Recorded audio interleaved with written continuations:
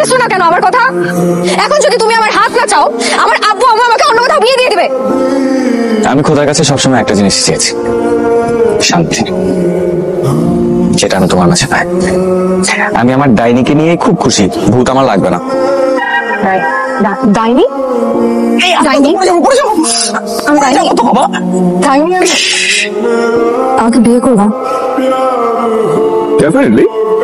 আমার বাসায় গিয়ে আমার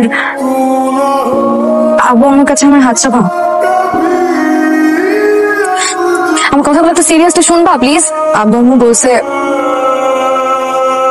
আমার পোস্ট গ্রাজুয়েশন করতে অস্ট্রেলিয়া যাওয়ার আগে আমি যেন বিয়ে করে যাই। আব্বু আম্মু আমার জন্য ছেলে খুঁজতেছে। আমি যদি এখন বিয়ে না করি আমাকে পোস্ট গ্রাজুয়েশন করতে দিবে না। আমি তোমার কথা বলছি, আব্বু আম্মু রাজি হচ্ছে না। তোমার নাকি ফিউচার ভালো না, তোমার সাথে বিয়ে করলে নাকি আমি বাকিটা জীবন দুঃখে কষ্টে থাকবো। ঠিকই তো বুঝছি।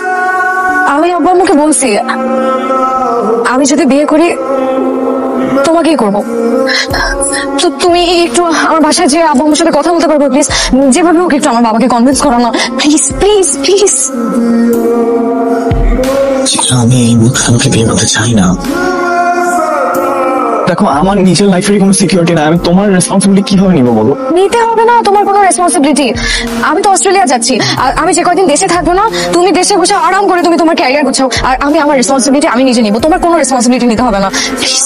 তুমি বুঝতেছো না কেন আমার কথা? এখন যদি তুমি আমার হাত না চাও, আমার আব্বু আম্মু আমাকে অন্য কোথাও বিয়ে দিয়ে দিবে। সারাটা জীবন তো তোমার আমার জন্য কষ্ট করতে হবে না, তাই? ঠিকই আছে, আসলে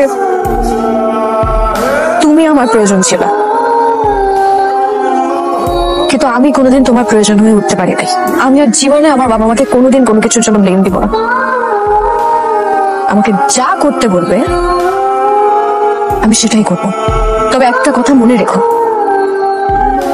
তোমার জীবনে ক্যারিয়ার হবে, টাকাও হবে, উদযাপন করার জন্য তোমার জীবনের সবচেয়ে কাছের মানুষটা তোমার কাছে কোনোদিন থাকবে না। আমি কেমন আছো? আমি ভালো আছি, তুমি? ভালো ছিলাম। আমাদের জীবনে অনেক স্বপ্নই থাকে, কিছু স্বপ্ন থাকে যেটা হারানোর পর আমরা এটার আসল মর্ম বুঝতে পারি। আমি তোমাকে একটা সর্টেড লাইফ দিতে গিয়ে তোমাকে হারিয়ে ফেলছি। সেদিন যখন তুমি চলে যাচ্ছিলে আমার খুব ইচ্ছা করছিল তোমাকে পেছন থেকে আটকাতে, খুব ইচ্ছা করছিল বলতে যে চিত্রা তুমি আমাকে ছেড়ে যেও না, তুমি ছাড়া আমার আপন কেউ নেই। আমি তো মানসিকভাবে প্রস্তুত ছিলাম তোমার সাথে কাঁধ মিলিয়ে জীবনের যত কঠিন পরিস্থিতি হোক একসাথে পাড়ি দেব। সেদিন যদি তোমার আব্বু আমার সাথে আমি কথা বলতে যেতাম কি হতো? তোমরা তো আর আমাকে মেরে ফেলতেন না, তাই না? ভাগ্য ভালো থাকলে কিছুটা সময় পাওয়া যেত। তোমার হাজবেন্ড কেমন আছে? ভালো। আমি তোমার জন্য সব সময় প্রার্থনা করি। এই যে সুপারস্টার, আমি বিয়ে করিনি, ভেবেছিলাম তোমাকে পাশে পাব, কিন্তু আমার পাশে না, আমার ভিতরে। আমাকে পৃথিবীর সবচেয়ে ভাগ্যবান নারী হতে সাহায্য করবে। Will you marry me?